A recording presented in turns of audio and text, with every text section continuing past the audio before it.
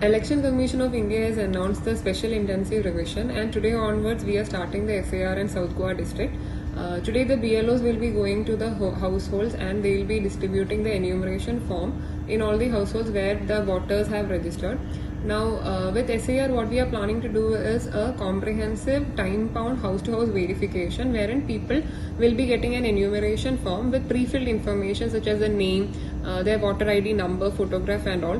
What the voters are supposed to do is fill the information, some additional information such as the date of birth, their contact number, the information of their information from the last SAR. In case if they have not participated in the previous SAR, then their relatives or parents information from the last SAR. This information have to be filled in the enumeration form. It will not take more than 5 minutes. So after filling, they can give the form back to the BLO. During this enumeration period, there is no requirement to submit any documents. Why we are conducting SAR? So that's a very important question. So SAR is conducted to purify the voter roll.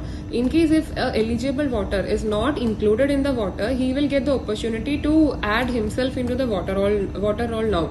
Similarly, in case if an ineligible person's name is existing in the voter ID now or voter roll now, we will be removing or we will be deleting his voter number and other details from the voter roll. So this is an exercise to purify the roll.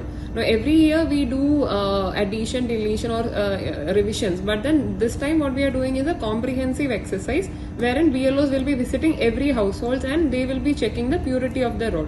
Madam बहुत सारे लोग गोवा के बाहर है, UK वैसे, तो उनके घर में कोई रहता नहीं, तो उनका क्या होगा madam? So we are expecting or we have given instruction to the BLOs to visit every house at least 3 times.